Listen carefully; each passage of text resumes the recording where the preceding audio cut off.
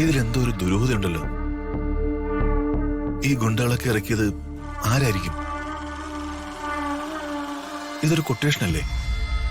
ആരായിരിക്കും കൊട്ടേഷൻ നൽകിയത്? അതൊന്നും നമുക്കറിയില്ലല്ലോ സർ. പോലീസ് പിടികൂടി ആ ഗുണ്ട തന്നെയല്ലേ സൂര്യമംഗലത്ത് കയറിയത്? ആ അതെ, അവൻ തന്നെ. അവനിനി തൽക്കാലം രക്ഷപ്പെടാൻ വേണ്ടി ഒരു നുണ പറഞ്ഞതാണെങ്കിലോ? അവനെന്തിനാ അങ്ങനെ വെറുതെ നുണ പറയുന്നത്? നീ ഇരിക്കടാ. അവനെ മറ്റാരെങ്കിലും ലക്ഷ്യമിട്ടതാണെങ്കിലോ? എന്ത് മണ്ടത്തരമാ ചേച്ചി പറയുന്നത്? മറ്റാരെങ്കിലും ലക്ഷ്യമിട്ടെങ്കിൽ അവരുടെ പേര് പറഞ്ഞ പോരെ? അതും ശരിയാ.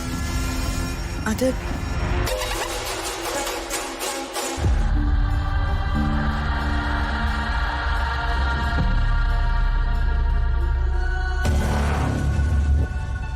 രാജുവിന് നമ്മൾ വിചാരിക്കാത്ത ശത്രുക്കൾ കാണും. രാജുവിന് ആകെയുള്ള ശത്രുക്കള് ഇതിനകത്തുള്ള ചിലര്.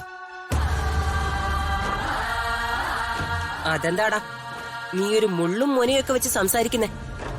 ഞാൻ ഉള്ള സത്യമോ പറഞ്ഞത്. അത് കേൾക്കുമ്പോ ചിലർക്ക് ചിലപ്പോ പിടിച്ചില്ലെന്ന് വരും.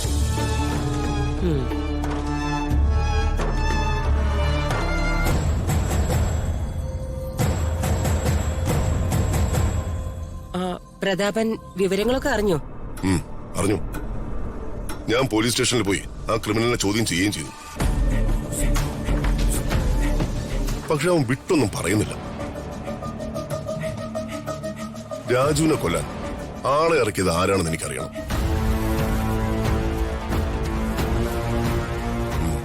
ഞാനിത് കണ്ടുപിടിക്കും.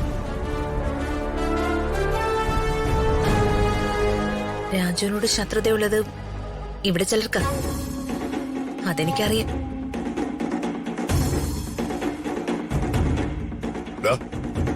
നീ ഇങ്ങോട്ട് നീ എന്നെ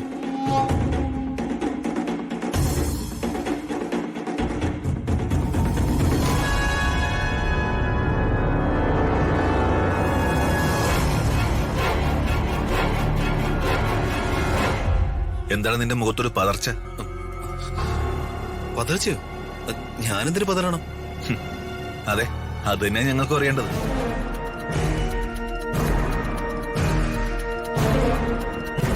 നീ ഇന്ന് എവിടെയായിരുന്നു? ഞാനിന്ന് പലയിടത്തും പോയി. ആ കൂട്ടത്തില് ടൗണിലും പോയി. കണ്ട കവലച്ചട്ടപ്പികളും ഗുണ്ടകളുമായിട്ടൊക്കെ നിനക്ക് നല്ല ബന്ധമാണെന്ന് എനിക്കറിയാം. അതൊക്കെ വല്യമാവന് തോന്നല. എനിക്കത്ര ആളുകളായിട്ടൊന്നും യാതൊരു പരിചയവുമില്ല.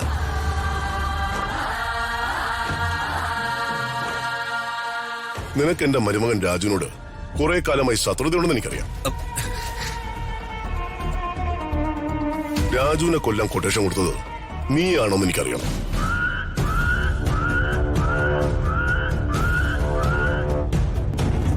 പ്രതാപ,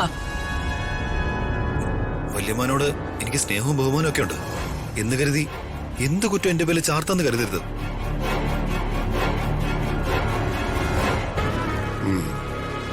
അപ്പോ നിനക്കൊന്നും അറിയില്ലെന്നാ നീ പറഞ്ഞു വരുന്നത്? അതെ, എനിക്കൊന്നും അറിയില്ല.